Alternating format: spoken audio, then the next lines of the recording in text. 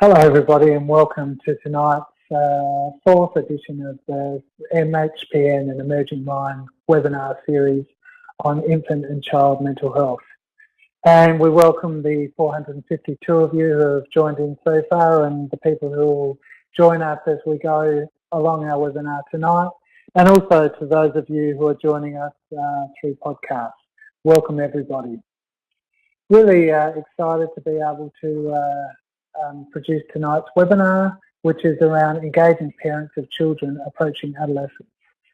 And I think that's a really topical webinar for many of you out there, both in your professional lives, but also those of you who are parents and raising children who are either approaching or in adolescence themselves. So welcome. And Emerging Minds and MHPN rather wishes to acknowledge the traditional custodians of the lands across Australia upon which our webinar participants are located. We wish to pay respect to elders past, present and future for the memories, the traditions, the culture and the hopes of Indigenous Australians. So welcome to all. So my name's Dan Moss. I'm the Workforce Development Officer Manager here at Emerging Minds, and it's been my great pleasure to be involved in the 3 webinars we've had prior to this in our great partnership with MHPN. And we do have another couple of webinars coming up for you this year. Supporting children's mental health after trauma will be happening early in 2019. So we look forward to bringing that to you. And also we'll be providing you with a webinar on engaging with children and parents with complex needs through a systems approach. And again, that will be happening in the early months of 2019. So please look out for that. Tonight's panel, we're really pleased tonight to be able to present Elly Robinson, who's Executive Manager at Parenting Research Centre, and Dr. Michael Carr-Gregg, who's a psychologist, author and presenter, and many of you will know and be familiar with Michael's work throughout many years, and particular thinking about children and adolescents' mental health. So Elly, welcome. It's great to have you with us. Just thinking about your experience and knowing a little bit about your work, from your extensive research and writing on the experiences of adolescents, tell us about some of the issues they currently face in regard to their mental health. Thanks, Dan, and thanks very much for having me tonight, and hello to everyone. Over many years, I started working with the Centre for Adolescent Health at the Royal Children's Hospital in Melbourne, where I am based today.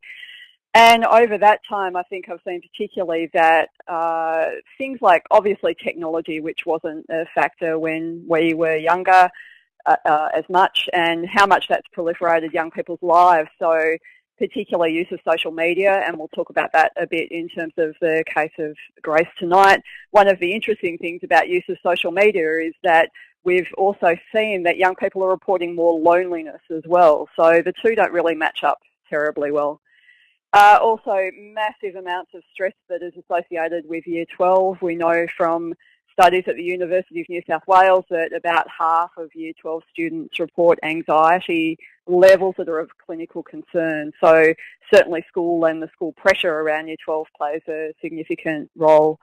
And also a particular area that I'm interested in is the way that young people are perceived by the community around them. So the way that we interact with young people and the expectations about how difficult it will be to parent a teenager, I think, feed into that whole level of stress and the feeling of not belonging that teenagers have. So I know that my daughter talks about being followed around by the security guard at the local shopping centre without any particular reason. So yeah, we feed into that feeling that young people have about not belonging and feeling stressed and feeling anxious about the future in the world. Thanks, Elly, and once again, really great to have you here tonight. Dr. Michael Carr-Gregg, as I said, many of you will know, might be familiar with Michael's work. particularly in the area of working with adolescents. And Michael, from your extensive clinical and research background, can you provide us with some insights of your own in terms of what this kind of, what are the challenges for this generation of adolescents with, as Elly was talking about, the increased presence of social media in their lives? Thanks, Dan, and welcome everybody.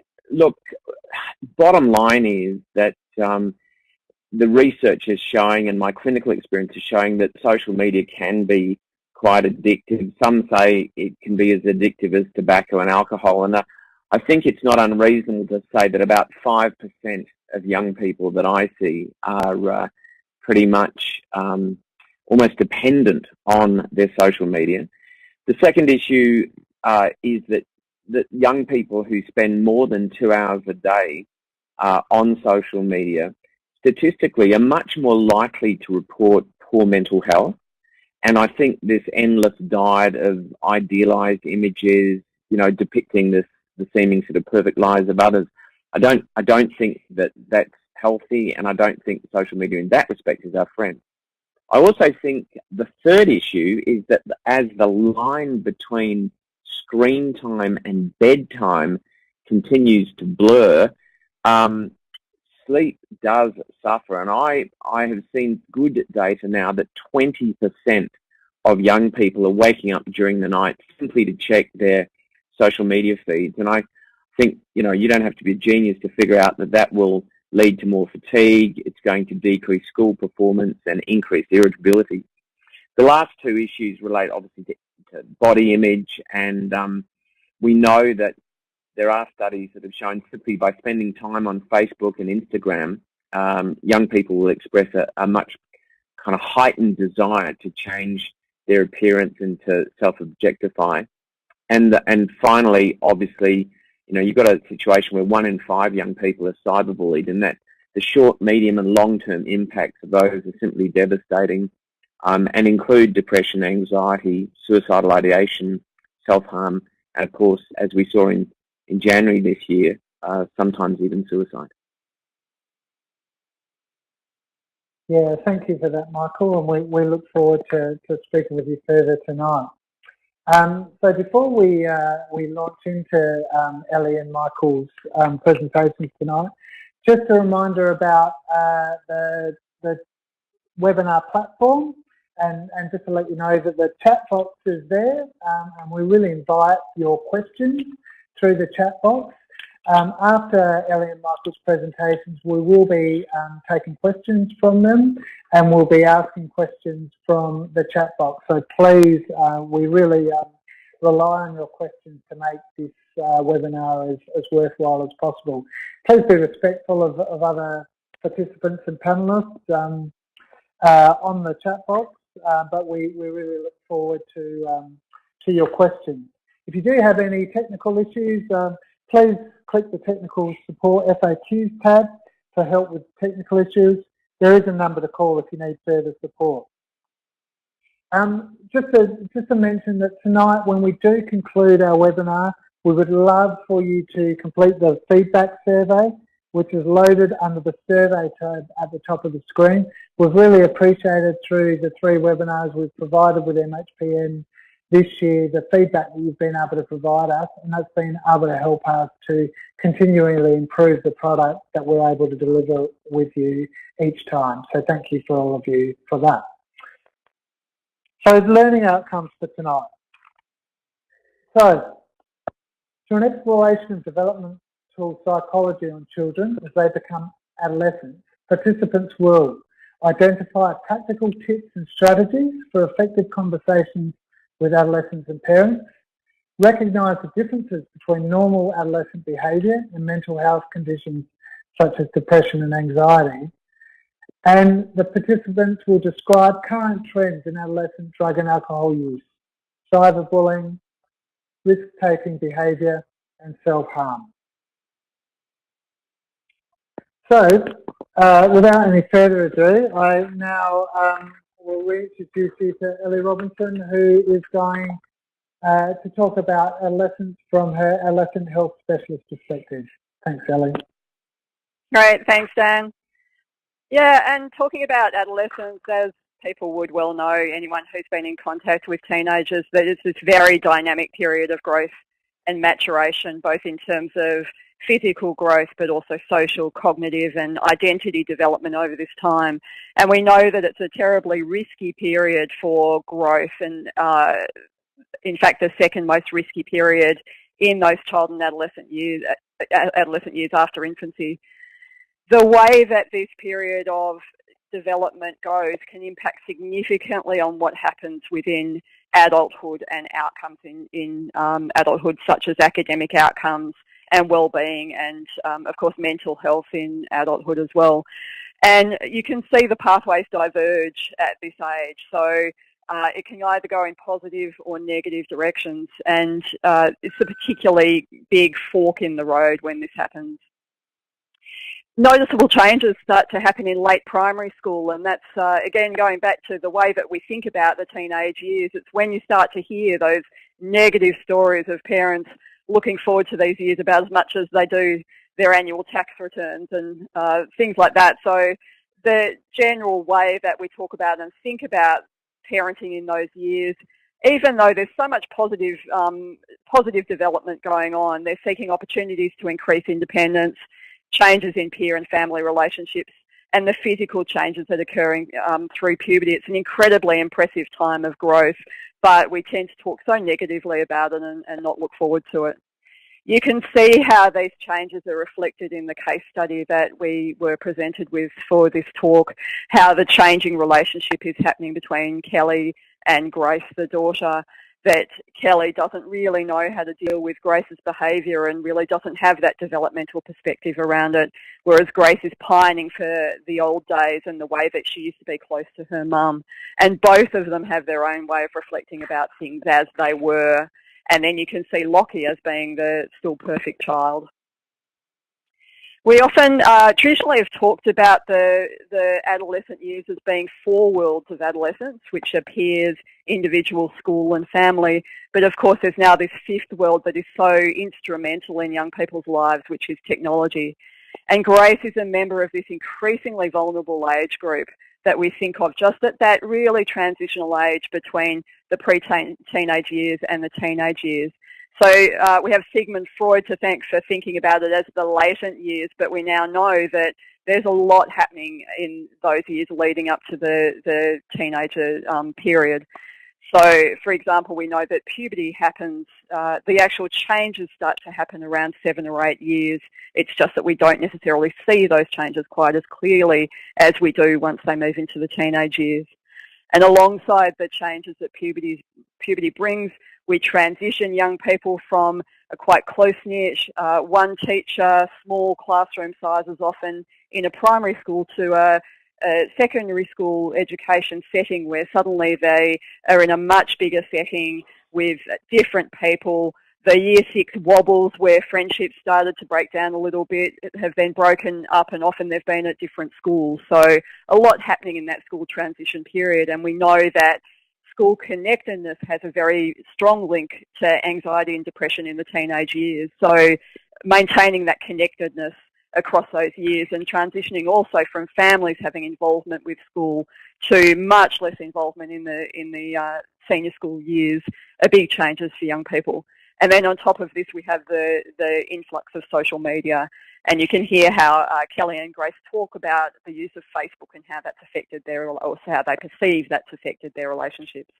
So this is a key window of opportunity at this time for both parents and professionals to build that developmental understanding of the preteen and early teenage years.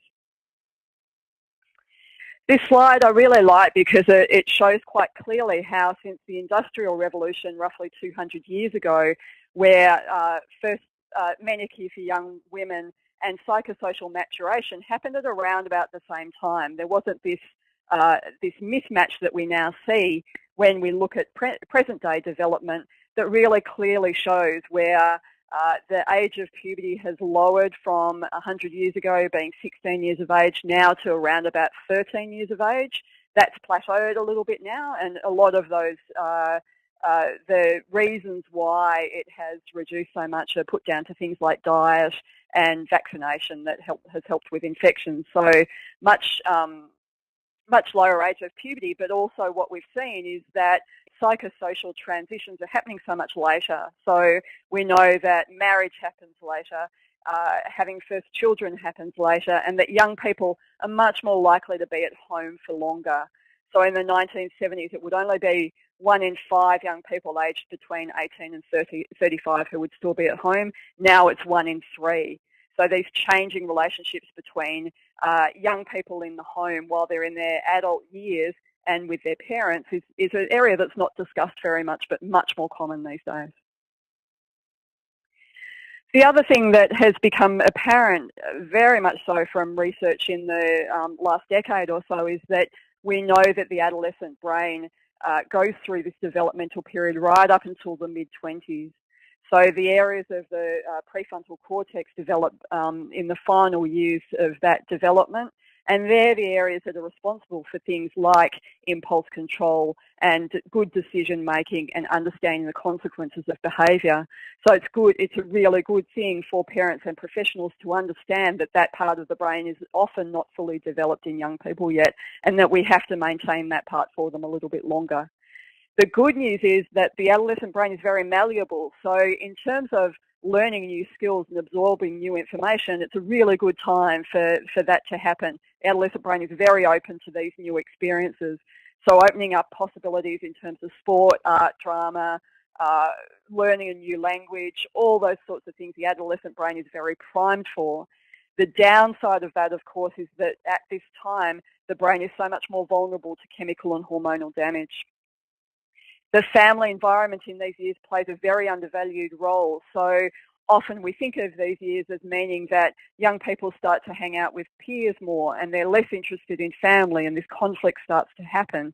But what we know is that even though peers become more important in these years, parenting is still really important, and particularly around the big decision making in terms of things like career or culture and the way that young people think about what they're going to do when they grow up, whereas peers play much more of a role in day-to-day social activities and so forth. So we don't want parents to check out too early in this time. We really want them to hang in there and play a strong parenting role and be that part of their young person's brain while they're still growing.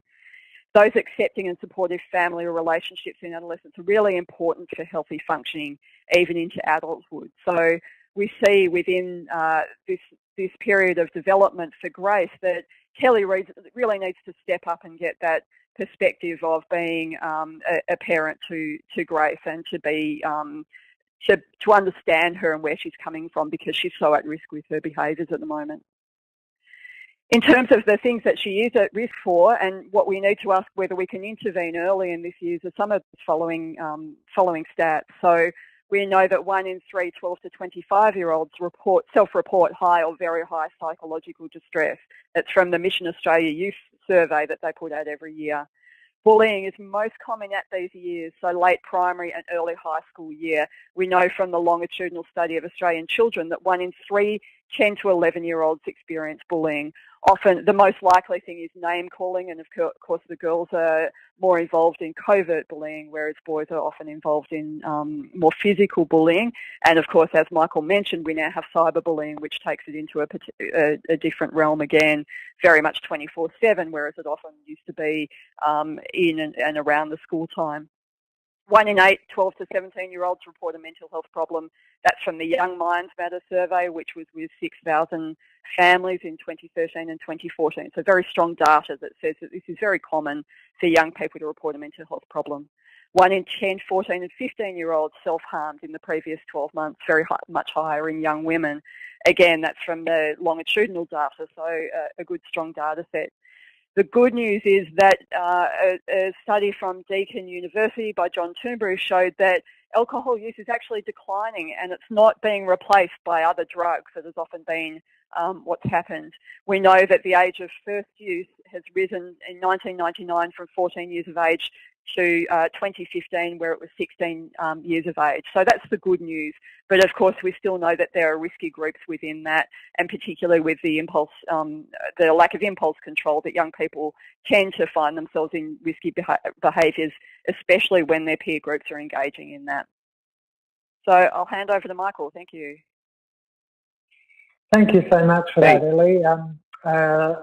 Really appreciated some of that research, and I think as you were talking, I was really mindful of Grace, our 13-year-old star of our case study, and all of that going on for her, also within the midst of the issues that she's also facing with friends on social media and at home. So yeah, that really brought some of that into focus. So thank you, that was great.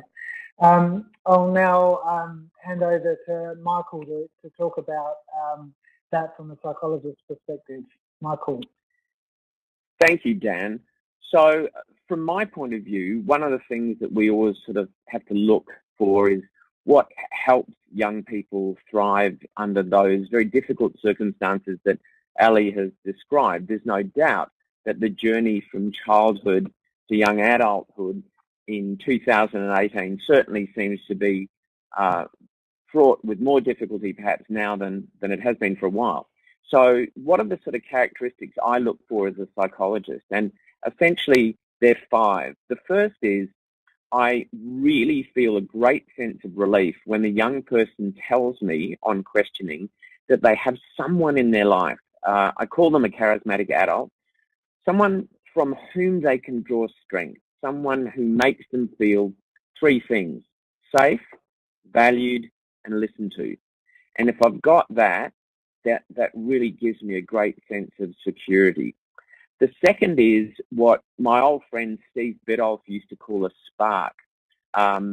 Earlier researchers referred to it as the islands of competence. And this is having something, if you like, that gets them up in the morning, something they're really good at. Elly mentioned earlier, you know, art, music, dance, drama, sport, something that they have chosen to do and that they can persist at and see the value of associating effort with outcome. I think this is really important, a good sign, good prognostic sign.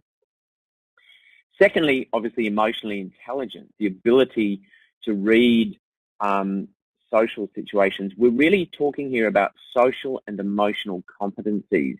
And I was at a bullying conference in New South Wales last week, and you know, clearly the research is very, very firm now that if we can teach young people skills like conflict resolution, anger management, problem solving, decision making, we can really do a great deal to help them cope with and manage what happens at school.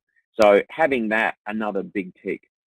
The fourth is this sense of meaning, purpose, and belonging, a feeling of being connected to something or someone that transcends the material world, something really that makes them feel like they're part of something bigger than themselves. And I'm not necessarily here talking about religiosity, although there's nothing wrong with that, or even spirituality, you know, belonging to, for example, a football team, belonging to some sort of environmental movement or a political movement. I think all of these things are really powerful predictors of resilience.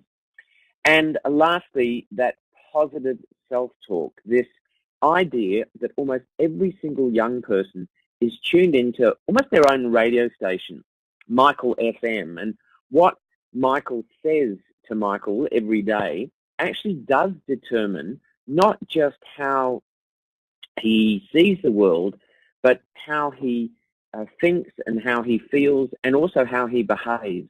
So if we can have a flexible self-talk, if we can have a degree of recognition when one catastrophizes or lives by really fixed rules, that I think is incredibly useful and very helpful.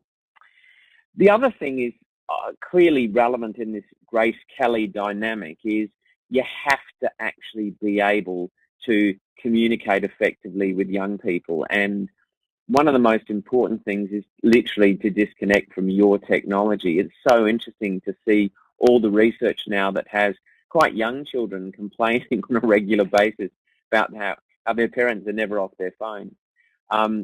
The other thing, if you're going to have a conversation, you really got to think about the place, and neutral is great. So cafes, parks. The great thing about driving in the car is that they can't get out because you're going 100, but you've kind of got a captured audience, but you also don't have to look them straight in the face. So I'm very big on the car talk. It's pretty important if you decide to have a conversation with the young person that you better check that they're in the right mood and that you're in the right frame of mind, because they're very good at picking up tone and facial expression. So you need to be a bit chipper, a bit up. And the other thing is, get to the point. Do not go on and on and on. And it's really important. One of my principles in working with young people is to tell them what I'm going to tell them, and then tell them what I've told them, using really concrete images and paying very close attention to the fact that I'm getting the message across, and perhaps even seeking, on occasion, some clarification that the message has got through. And also, look, it's quite important to be a bit of a student of teen culture and actually know what you're talking about, because otherwise you may, in fact, be written off as a bit of an antique. And even though I'm pretty old, I still manage to keep up to date with what the young people tell me, and I think it's great because they actually inform me. And the other thing for all parents is to really choose your battleground. You know, no one's ever died of an untidy room. Seriously, shut the door, walk away. Remember a few years ago, there was a mother who I saw who was just absolutely obsessed with the fact that her daughter's room was untidy. And I did actually get her to take a photograph of the room when it was pristine, take that down to Officeworks and get it blown up to door size. And we just stuck it on the front of her door so that every single time she walked past her daughter's room, it was immaculate. So one of the things that we do have to ask ourselves is, well, when should we really worry? And I think there are 4 key issues which I want everybody to be aware of. We know that at no other time in their lives is the desire to be with their age mate so strong. So if you get this kind of unexpected withdrawal from peers, that's actually something that warrants investigation big time. The second is a sustained decline in academic performance. That can very often indicate depressive illness. And what you find is that a young person can no longer concentrate and focus on anything, let alone school. But that's a really good sign because you've got basically a before and an after. If you have a young person who is a bit moody, that can be fairly normal. But if you get 2 to 3 weeks of low mood where they're no longer interested in the things that used to interest them, you have sleep and appetite disturbance, that they seem very negative, hopeless, helpless, withdrawn. These things are really, really important. Now, remember that depression is quite common in young people. What is often not understood is people expect young people to be really sad and miserable the whole time. Quite often it can show itself in irritability. So that's what we need to look for in working with young people. In this particular case study, which I thought was very good, and congratulations to the people who developed it, the bottom line is that Mum, as Elly mentioned earlier, completely lacks a developmental perspective. We have to remember that young people do have 100 billion brain cells, 1,000 trillion connections, and when watered, fed, and rested, it will generate, 20 watts of electricity, and the messages in the brain will go at 421k an hour. But what we have to recognise is they're not all wired up. And as Elly mentioned in her piece, you won't, in fact, get wired up till the mid-20s. And during that time, a unique characteristic of young people is an inability to predict the consequences of their actions. So, look, I think we've got to pay attention to communicating really clearly with that developmental perspective, cutting them some slack, and not demonizing young people for their developmental stage. You know, Lockie is regarded clearly as the angel child, and of course he is, because he hasn't developed that sort of adolescent brain. Remembering that one of the things you do in adolescence is break away from the bonds that bound you to your adult carer. You are literally trying to break free from the gravitational pull of planet parent, and you want independence and you want autonomy. From this case, Gracie is just simply not tackling the key developmental tasks that I'd look for in someone her age, and I'm a bit worried about her. I think she is at risk for depression. I think that her peer contacts are not optimal. I don't think she's yet figured out the answer to the question, well, who am I? Because she's not taking those sort of healthy risks that she needs to. And she's really struggling with emancipation from mum. And I think that her connection with school is pretty dodgy as well. So by and large, this would be a kid that I would enjoy seeing. And I think it would be useful for her to reflect on what's going on. One of the things about these types of kids is they hold their problems very close to their chest. They don't share. They find it very difficult to take another perspective. So that would be the role of a caring and good psychologist. From the risk and protective factor framework, and Elly talked about the 5 world model. So each one of those 5 worlds, when we do our formulation, we look at the risks and protective factors in each of those worlds. Look, she's got lots. She's got a really kind of strained relationship with mum where neither party are really enjoying it very much. The peers are not pro-social, and by pro-social I mean doing the sorts of things that we want kids to do, the art, music, dance, drama, sports stuff. I don't think she's got very good coping skills. Part of that is developmental, but also I don't think anybody's actually sat down with her and had a discussion about better ways of coping. She's certainly not engaged in school, and that is a problem because, as Elly pointed out in her opening piece, that school connectedness can be a major protective factor, almost as an anchor as they break away from mum and dad. And she certainly doesn't have a spark, no island of competence. And the most startling thing about her is her rigidity of self-talk.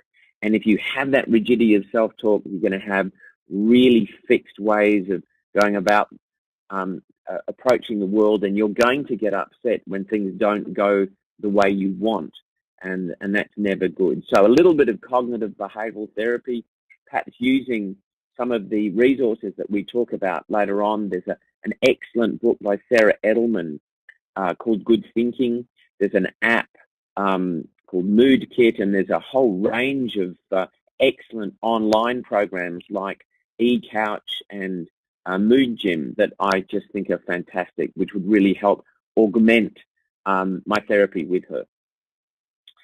So what would I do with this family? Look, I'd probably do some family therapy, certainly to help Grace and Kelly connect, look at some of the family of origin issues, and I'd also probably recommend that mum does the Triple P parenting program. I think it's the best current program available in Australia. I think I know it's got a really good evidence base and well worthwhile. With her, I would do both cognitive behavioural therapy and probably a little bit of interpersonal therapy to help her communicate a bit more clearly with the people around her. I'd also try and see if we could get a regular family ritual. We know from the research that building strong families is all about having a sense of usness, a sense of we-ness, something that we do on a regular basis. And at the moment, going on the basis of what we know about this case, there doesn't seem to be any regular family ritual. And I think Gracie's kind of crying out for one, so maybe we could invoke one. And of course, I'd like to involve the whole school welfare team, year level coordinators, maybe if there's a student welfare person, just to see whether or not we could all get on the same page in helping this lovely young woman. Over to you, Dan. Thank you, Michael. So as you've been speaking, we've had some questions, one from Mercy in particular, around how do we promote this possibility of positive parenting with teenagers to parents? And I was interested in your work with someone like Kelly. How do you engage with her in a way that looks at Grace's social and emotional well-being, but at the same time is not stigmatising or shaming of her? Look, I think it's, first of all, being really understanding that this is probably one of the first generations of Australian parents who've actually had to raise parents in a complete vacuum. See, we've had to move to get jobs, and in moving to get jobs geographically, we've actually destroyed almost most of the kinship networks. And I think those kinship networks afforded a great deal of experience and help and support to parents. So I think a lot of parents are really struggling, and I would be acknowledging that up front. The second thing I would be doing is giving her very gently a crash course in the developmental psychology of adolescence, acknowledging her frustration. One of the things that I love doing now is their videos. There's, as I said, the Triple P parenting course. There's some excellent books written by Elly Robinson and myself that I would probably be sharing with her as well. So it really is a sympathetic, understanding, caring, but informative and quite directive approach. If she continues to do things that I think are not in her interest, I'm old enough now and ugly enough now to be really quite directive. I think as a younger psychologist, I was probably less quick, but now I will be really, really clear and supportive, but I will be very clear about what needs to happen. Thank you, Michael. That's a great answer. Elly, I've got numerous questions here after your presentation around this issue of computer games and screen times, and I think professionals and parents, count myself amongst one of them, really wanting to know is, like, what is the effect for particularly boys as they reach the teenage years on playing computer games? Some of these games can be violent. What sort of effects does this have on them, and how much of it should they be doing? Yeah, I think it's important to start with saying that we really demonise technology. We have this blanket fear when it comes to teenagers and technology. We have a blanket fear of teenagers anyway, then you add another blanket fear on top. So you can see how parents really don't know what to do when they get into this period where young people don't really discriminate between the online and offline world like we often do. It's all one world to them. But there's a lot of creativity that happens online. There's a lot of communication with friends and family. So we need to be moderate in the way that we think about it. And to set boundaries in the same way that we would with other behaviours with children. So sometimes I think what we don't know, we have less experience in setting, and we haven't had parents who have helped us to understand how to do that. So setting boundaries around involvement in other activities, turning off the Wi-Fi, setting limits to time online are really all skills that you would do for other activities that you can bring to the table for technology use as well. When to worry around playing games, I think some of the really key points that are good to look for are things like if your child can't let go of that game time, if they crave more all the time, if they are suffering from migraines or chronic dry eyes, those sorts of physical examples, if they are not being truthful about how much they're online, or they're hiding the iPad under their pillow and you find it at night, clearly that's not a great thing either, or if they become irritable. And I think one of the things with online gaming in particular to look out for is if your young person is playing a multiplayer game where they're expected to be part of the game and to keep that team going all of the time, places a lot of stress on young people to be aware and be online all the time to do that.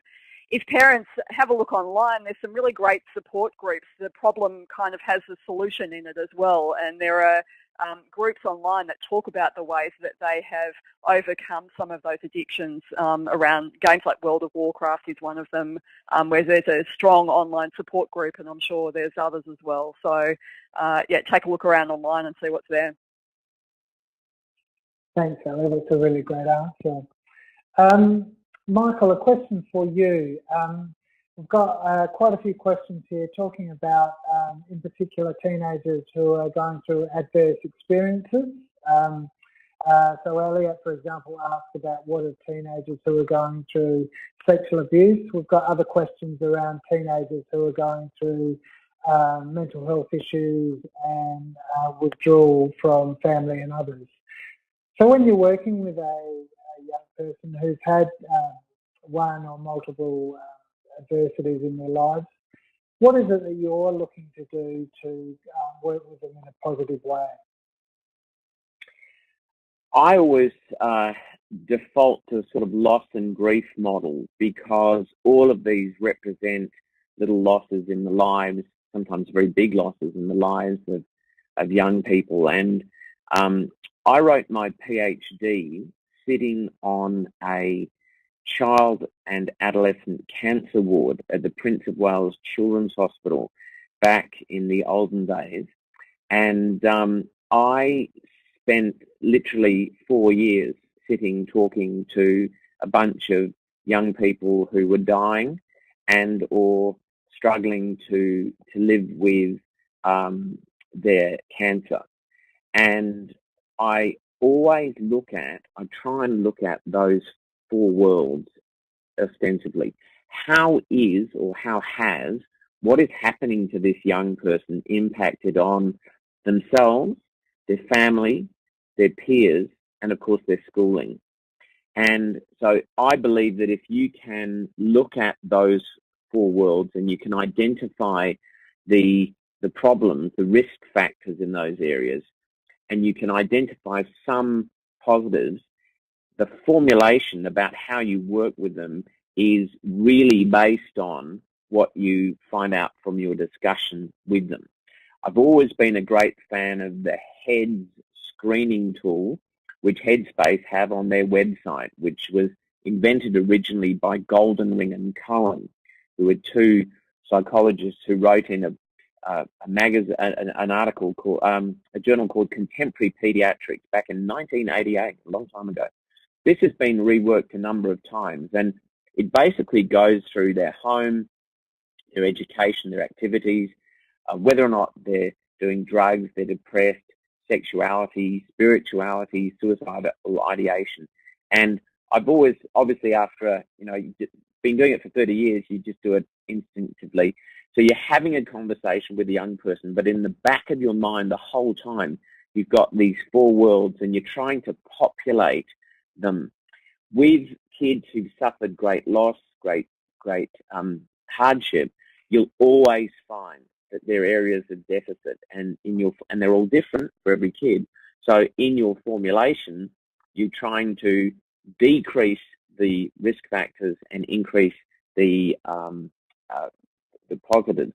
With respect to the loss and grief model, I was trained by a great guy called Mal McKissick in New South Wales many years ago, and the thing that Mal always said is that the one way to get through loss and grief and pain is to talk about it, and to have someone who will just listen and then feed back to the young person precisely what it is that they've said, perhaps not in the exact same words, but in different words. I think that's a really good way to help young people overcome their pain. Sometimes you've got multiple pain, and sometimes it takes a long time, but it's still worth the effort. Yeah, thank you very much, Michael. Elly, a question from Courtney for you is, she's asked a question between, with all we know about mental health now in modern professions, how can we distinguish between what we know about the experiences of mental health, but also what we know about the developmental hormones that are occurring for teenagers at this time? How do we distinguish between those 2 issues, and how do we have conversations with our teenagers to get their perspective on what they think? Yeah, that's a great question. I'll do that one. A great question around developmental hormones. and that we've really been sold that idea that the adolescent years are about storm and stress. So a lot of parents and professionals believe that that's a natural part of being a teenager, is that we will see these changes in mood all the time. So it's really important to have that idea about what is or normal or natural changes during those adolescent years, and what we really need to look out for as signs of when we need to worry. And I think some of the things that Michael was talking about in his talk around, if there is a irritable or depressed mood, you might get that for a day or two, or where things have not been so great for that teenager on that day. But if it's persistent for a period of time, then you'll know to keep an eye on that, and to make sure that you go and see a GP or see someone and talk about what the issues are. Important to keep those lines of communication open. I can't tell you how many of my daughter's parents, I'm just amazed that the lack of communication and understanding they have about their own children, and how that feeds into them not being able to really understand the different ways that their own child responds to things, and when you might be looking at something that you need to have that conversation with them, or have a significant other adult in their life if they don't want to talk to you, but always being available in the background and having that routine behind them, so that they know that when they're ready to come to you or to someone else, that they can talk about that, or you can take them to a professional to be able to talk about what's going on for them. Thanks, Elly. Great answer, and some really great questions coming through from you. We've got about 700 people logged into this webinar at the moment, and some great questions coming, so please keep them coming. We'll endeavour to get through as many of them as we can in the next 20 minutes or so. Michael, a question from you, and it's really picking up on what you said around your directive approach that you might take with the parent. Does this directive approach sometimes transfer to your work with adolescents, or do you spend a bit more time building rapport and a therapeutic alliance with teens? There's a question from Jane. It's a great question. Look, the single most important thing in working with young people is rapport, and in order to gain rapport, there are a couple of things that I always do, and one is I clearly outline the confidentiality, because I don't think that's really well understood by them. So they need to know that nothing that they will say to me will be revealed to other people unless it looks as if someone's hurting them, they're going to hurt someone else, or they're going to hurt themselves. And I think it's really important that you do that. Then I ask questions which actually are about trying to find out about the person. I try not to take a sort of deficit approach straight off. I really try to find out what their perception of the situation is, and really go out of my way to build trust and rapport, because I don't think you can do anything without that.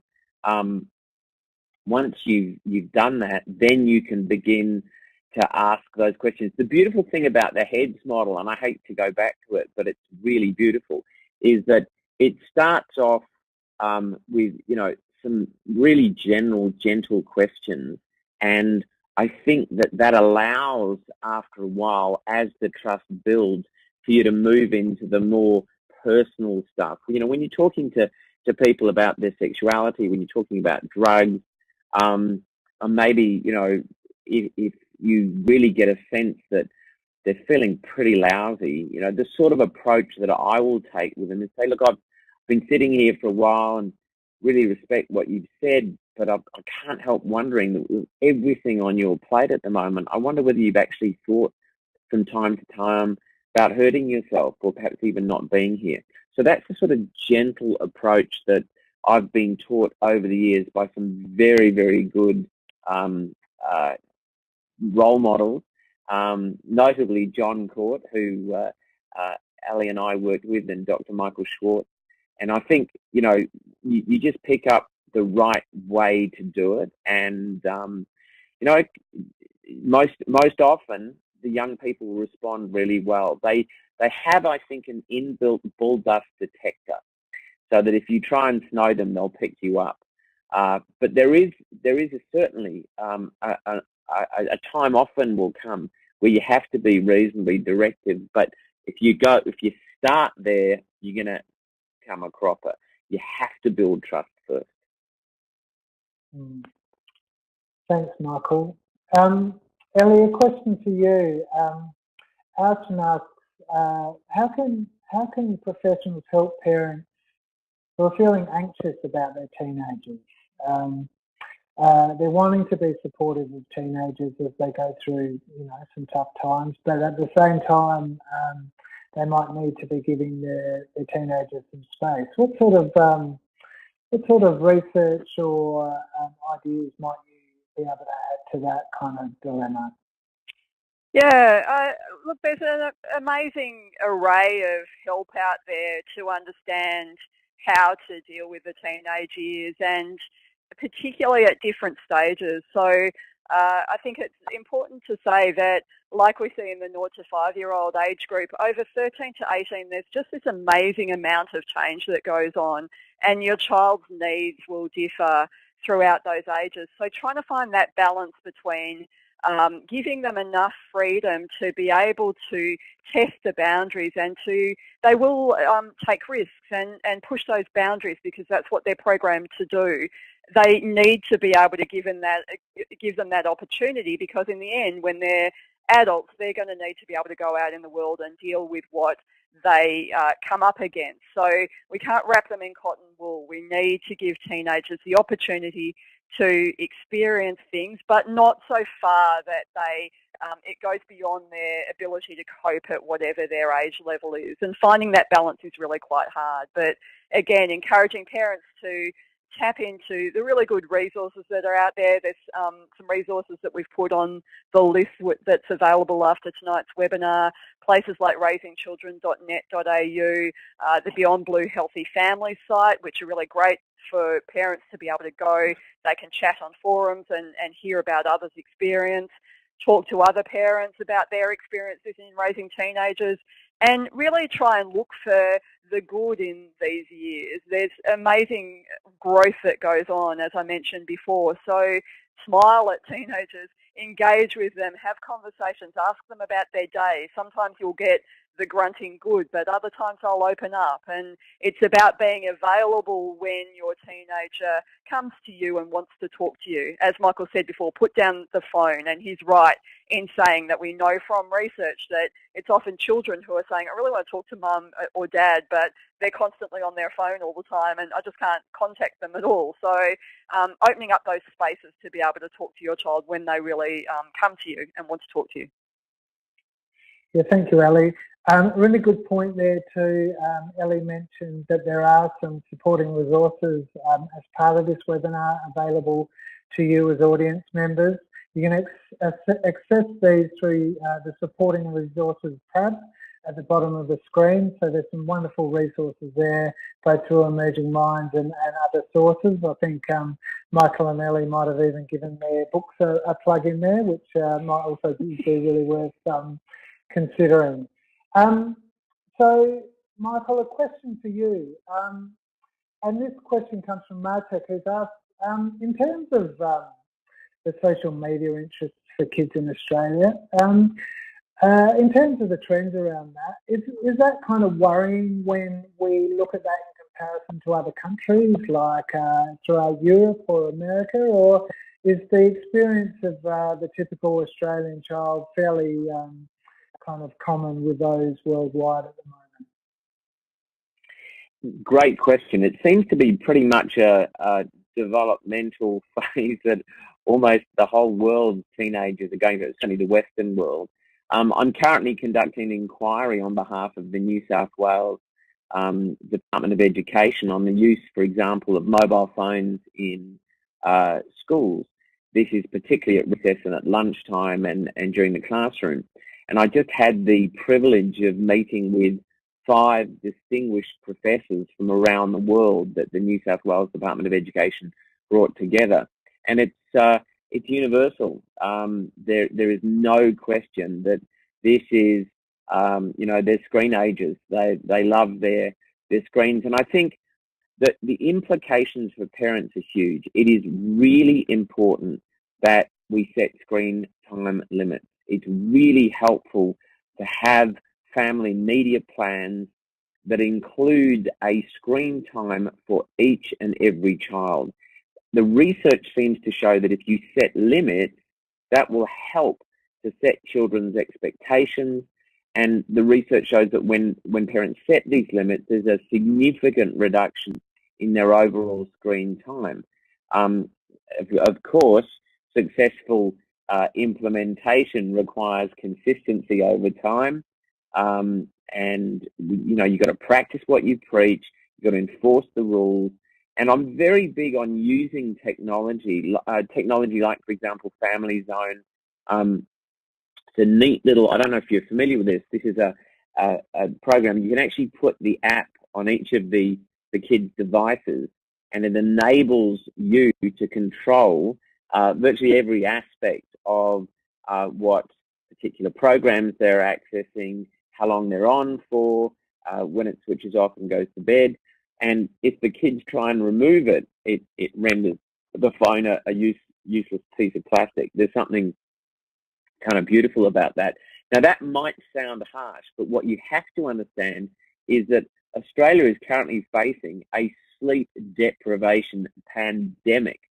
Professor Mary Cascaden from Brown University did the early research on this, and she said, look, adolescents need 9 hours.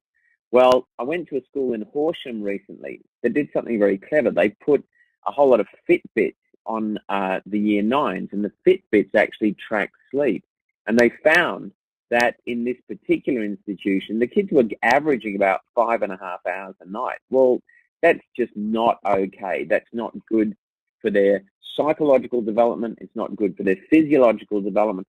So there are very real issues around this. And while the mobile phone inquiry is yet to reach its conclusion, we'll do that in December, it's interesting how many parents and how many teachers have really expressed not just a little bit of concern, but great concern over the impact that this has, not only on socialization skills, but also on sleep and the mental health of many of these young people. So that was a great question. Thanks, Michael. Elly, question for you. There's some questions coming through regarding the role of high schools in, or primary schools for that matter as well, in helping with the messages that young people approaching and in adolescence both convey to each other, but also receive themselves. What can you tell us about some of the things that schools are thinking about and doing in response to this? Yeah, again, a good question. And it's important to encourage parents to understand the way that primary schools approach the transition period for those later years of primary school, and how they support parents in that knowledge about what children need at that time and what they will need when they make that transition. As I mentioned in the talk, that transition time we know now is incredibly important and happens at the same time as a number of other challenges for young people. So understanding how schools deal, particularly with the year 6 or in some states year 7 year, when kids start to get a bit anxious, the friendships start to crumble a little bit, they're not as close-knit as they were, relationships with the same sex or opposite sex relationships start to come to the fore. So really understanding that time and having a school that does a really great job, and often they do, around supporting parents to understand that transition, doing some really good rituals around the end of the school year, and orienting young people to the first year of high school. They're the really important things to be looking for in terms of the ways that the schools and parents by association deal with that time. Yeah, thanks, Elly. Question for Michael from Ruth. Ruth asks, when does a parent have a right to know what is happening in their adolescent child's life? So for you, Michael, what are the ethics in deciding when you're working with a teenager and possibly their parent or parents? How do you make decisions about which information you might provide parents? Or if an adolescent, for example, asks you to withhold information, when and how might you do that? It's a really easy question to answer, and it's to do with safety. And that is, if I feel that the young person is in danger, physical, psychological danger, then confidentiality goes out the window. And I've made that really clear to them. My practice is not only to tell them, but also to, for example, get them to download the confidentiality fact sheet from reachout.com, one of the most excellent websites, or even the websites on confidentiality for the Headspace. So they're clear right up front what the limits of confidentiality is, and if they tell me something that basically I feel is endangering their lives, then confidentiality goes out the window.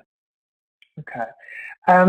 Just on safety, Michael, Mia and Eleanor and others have actually asked the question about what do we do when a young person tells us that they want to, or that they actually are hurting themselves, or perhaps they're even considering ending their lives? Well, those are two quite separate issues. Self-harm is very common in young people, so that would be an issue around perhaps helping them to develop some coping mechanisms. About 17% of the children or the adolescents who self-harm will go on to serious suicidal ideation, so it's a quite low number. But certainly if a young person tells me that they're thinking of taking their own life, then I will do a full suicide assessment.